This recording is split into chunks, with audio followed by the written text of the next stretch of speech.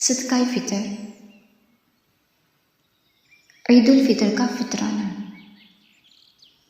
یاد رہے، عید الفطر کا فطرانہ اور روزوں کا فدیہ یہ دو الگ الگ چیزیں ہیں۔ روزوں کا فدیہ کیا ہوتا ہے؟ کوئی مسلمان مرد، عورت، بزرگ ہو، بیمار ہو، روزے نہیں رکھ سکتا کسی دائمی عذر کی وجہ سے، تو اس صورت میں وہ ہر روزے کے بدلے ایک مسکین کو کھانا کھلائے گا۔ فدیہ میں فقراء کی تعداد شرط نہیں ہے، قرآن میں جیسے اللہ تعالیٰ نے فرمایا، اور جنہیں اس کی طاقت نہ ہو ان کے ذمے ایک مسکین کے کھانے کا بدلہ ہے۔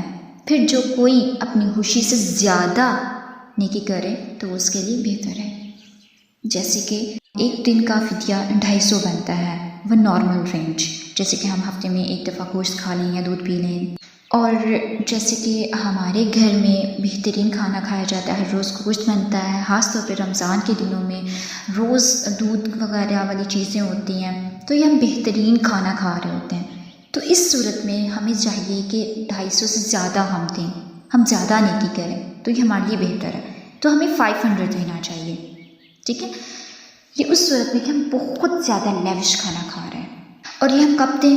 جیسے کہ رمضان کے سٹارٹ میں بھی آپ پورے رمضان کا فدیہ دے سکتے ہیں، ایک پرسن کو بھی دے سکتے ہیں، یا ڈفرینٹ پرسن کو بھی وہ ڈیوائڈ کر کے دے سکتے ہیں، یہ سب طریقے جائز ہیں۔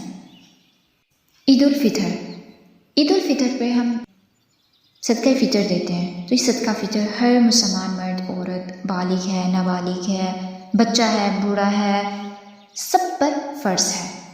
اس کی حدیث میں آتا ہے رسول اللہ صلی اللہ علیہ وسلم نے صدقہ فطر ایک عصا کھجور یا ایک عصا جو فرض قرار دی تھی، وہ غلام، مرد، آزاد، عورت، چھوٹے اور بڑے تمام مسلمانوں پر۔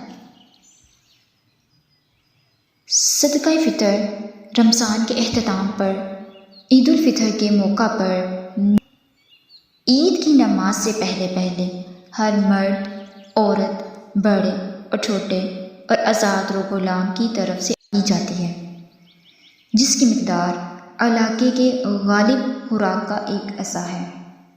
سنت کے مطابق صدقہ فطر کی مقدار کسی بھی علاقے کے غالب خوراک کا ایک عصا ہے۔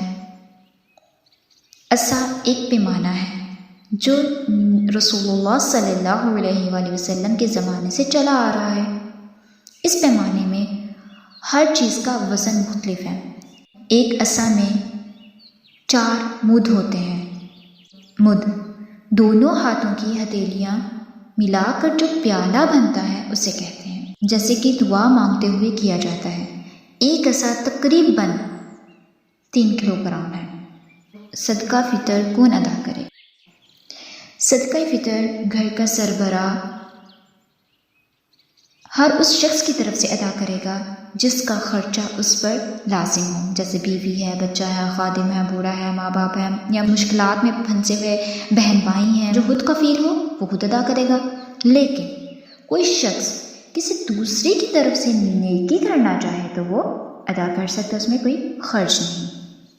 یتیم کے مال میں سے صدقہ فطر اس کا ولی ادا کرے گا اور غلام کی طرف سے اس کا مالک ادا کرے گا۔ صدقہ فطر دینے کا وقت آخری روزہ افطار کرنے کے بعد سے لے کر عید کی نماز تک فطرانہ ادا کرنا ہوتا ہے۔ البتہ اس بات کی گنجائش ہے کہ 1 یا 2 دن پہلے بھی فطرانہ ادا کیا جا سکتا ہے، یعنی کہ جیسے کہ 29ویں روزے، ٹھیک ہے، رمضان کی 29ویں تاریخ کو جس علاقے میں جو چیز عام خوراک کے طور پر استعمال ہو رہی ہو اس میں سے صدقہ دینا پسندیدہ ہے۔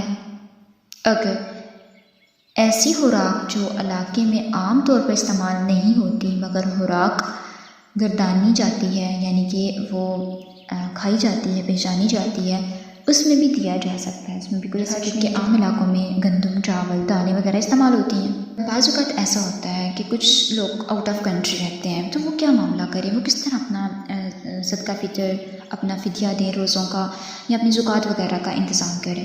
تو ہمیشہ یاد رکھیے گا، جو جس علاقے میں رہتا ہے نا، یا جس ملک میں رہتا ہے، اس کو اس ملک کی کرنسی کے مطابق اپنا صدقہ فطر، فدیہ یا زکوٰۃ دینی چاہیے۔